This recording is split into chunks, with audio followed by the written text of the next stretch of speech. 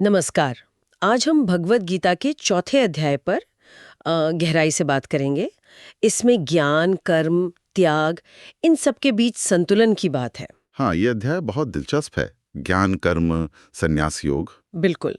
तो हमारे पास श्लोक हैं, अलग अलग व्याख्याएं हैं।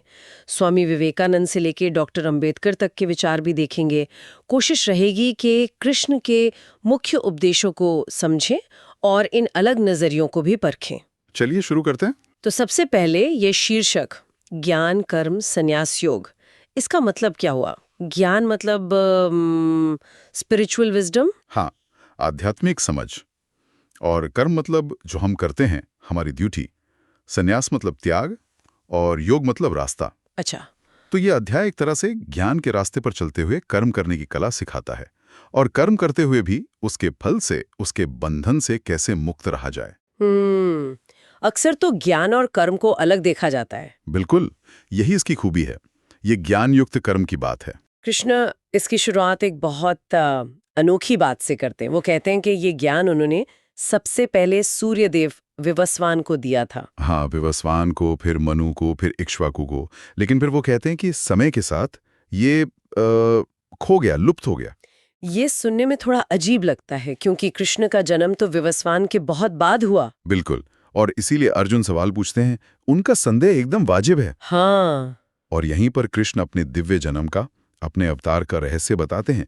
वो कहते हैं कि देखो, मैं अजन्मा हूँ, अविनाशी हूँ, फिर भी जन्म लेते हैं। हाँ, जब जब धर्म की हानि होती है, अधर्म बढ़ता है, तब तब मैं साधुओं की रक्षा, दुष्टों के विनाश और धर्म की फिर से स्थापना के लिए अपनी योग माया से प्रकट होता हूँ, हर युग में। योग माया मतलब उनकी दिव्य शक्ति। हाँ, उनकी दिव्य शक्ति। और फिर वो एक कमाल की बात कहते हैं। क्या?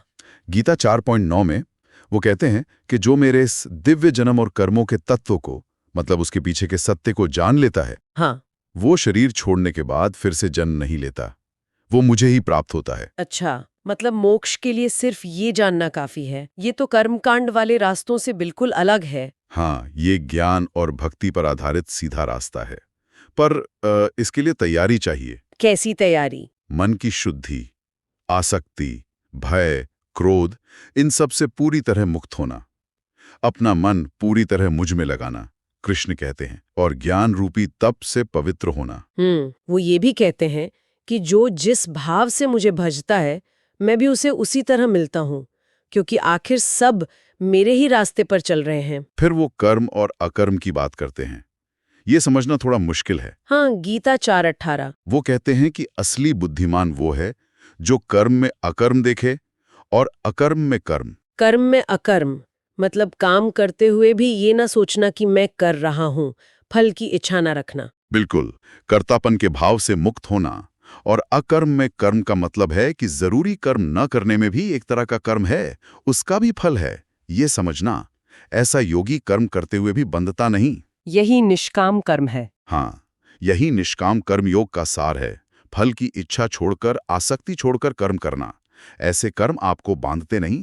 फिर कृष्ण कई तरह के यज्ञों की बात करते हैं। यज्ञ जैसे हवन वगैरह? वो भी हैं, जैसे द्रव्य यज्ञ, पर वो तपस्या को भी यज्ञ कहते हैं। योग साधना को भी यज्ञ कहते हैं। स्वाध्याय यानी ज्ञान अर्जित करने को भी यज्ञ कहते हैं। और कहते हैं कि इन सब यज्ञों का जो असली फल है, वो ज्ञान ही है। अच्छा। सब कर्म ज्ञान में ही समाप्त होते हैं, और इसलिए ज्ञान यज्ञ किसी भी भौतिक चीजों वाले यज्ञ से श्रेष्ठ है। तो ज्ञान सबसे जरूरी है, पर ये ज्ञान मिलेगा कैसे? उसके लिए कृष्ण रास्ता बताते हैं। गुरु के पास जाओ, विनम्रता से सवाल पूछो, उनकी सेवा करो।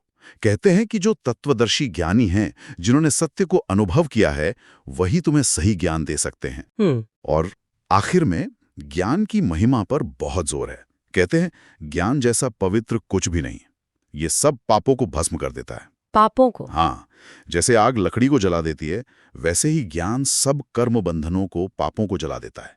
श्रद्धा रखने वाला, इंद्रियों को वश में रखने वाला ही इसे पाता है और तुरंत शांति प्राप्त करता है। तो इसीलिए वो अर्जुन से कहते हैं कि संदेह छोड़ो और युद्ध करो। बिल्कुल, कहते हैं तुम्हारे हृदय में जो अज्ञान से संदेह पैदा हुए हैं, उन्हें ज्ञान की तलवार से काट डालो और कर्मयोग में स्थित होकर युद्ध करो, अपना कर्तव्य निभाओ। ये तो हुई कृष्ण की शिक्षाएं। पर जैसा हमने शुरू में कहा था, इन पर अलग अलग नजरिए भी हैं। जैसे स्वामी विवेकानंद का क्या कहना था इस पर? हाँ, स्वामी विवेकानंद का नजरिया बहुत प्रैक्टिकल था। वो मानते थे कि गीता के गहरे दर्शन को, खासकर कर्मयोग को, सिर्फ पढ़ने या समझने से बात नहीं बनेगी, उसे जीवन में उतारने के लिए क्या चाहिए? मानसिक और शारीरिक शक्ति, एक तरह का क्षत्रिय तेज।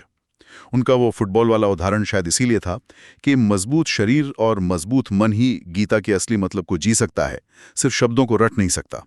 अच्छा, मजबूत बनो फिर हाँ। गीता समझो। और दूसरी तरफ डॉक्टर अंबेडकर का विश्लेषण है। हाँ, और वो बिल्कुल अलग धरातल पर है। ये ध्यान रखना होगा कि हम यहाँ सिर्फ उनके विश्लेषण को प्रस्तुत कर रहे हैं जैसा उन्होंने समझा। बिल्कुल निष्पक्ष रूप से। डॉक्टर अंबेडकर गीता को एक तरह से बौद्ध धर्म के सिद्धांतों के विरुद्ध एक प्रतिक्रिया के रूप में देखते थे और एक ऐसा सामाजिक राजनीतिक दस्तावेज मानते थे जो ब्राह्मणवादी व्यवस्था को मजबूत करता है। अच्छा, किस तरह से? उनके अनुसार गीता वर्ण व्यवस्था मतलब चातुर्वर्ण्य को और सामाजिक ऊंच नीच को ईश्वर का बनाया हुआ बताकर सही ठहराती है। क्षत्रिय के लिए युद्ध जैसे हिंसक कर्तव्य का भी समर्थन करती है और उन कर्मकांडों को बढ़ावा देती है जिनका बुद्ध ने विरोध किया था।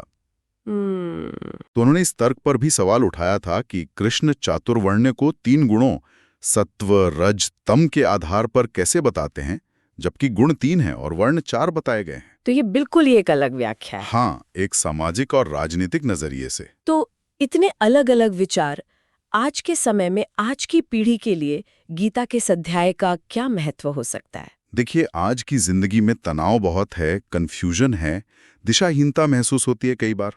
ऐसे में गीता एक गाइड बन सकती है। कैसे?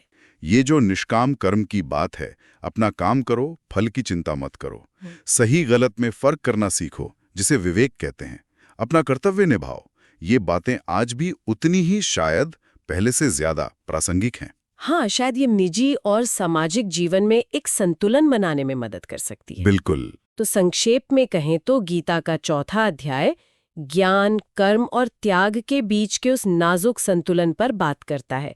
कृष्ण के दिव्य स्वरूप, कर्म के रहस्य, ज्ञान की जरूरत और उसे पाने के रास्ते के बारे में बताता है। और हमने पारंपरिक समझ के साथ साथ विवेकानंद और अंबेडकर जैसे अलग अलग दृष्टिकोणों को भी छुआ। हाँ, और ये सब हमें सोचने पे मजबूर करता है ना। ये जो विचार है ज्ञान की तलवार से अपने शक और शुबे काटना और कर्म करते हुए भी उसके फल से अछूता रहना, ये आज की जटिल दुनिया में कैसे मुमकिन है? खासकर तब जब मैं अपनी ड्यूटी, अपनी नैतिकता और अपनी इच्छाओं के बीच चुनाव करना पड़ता है।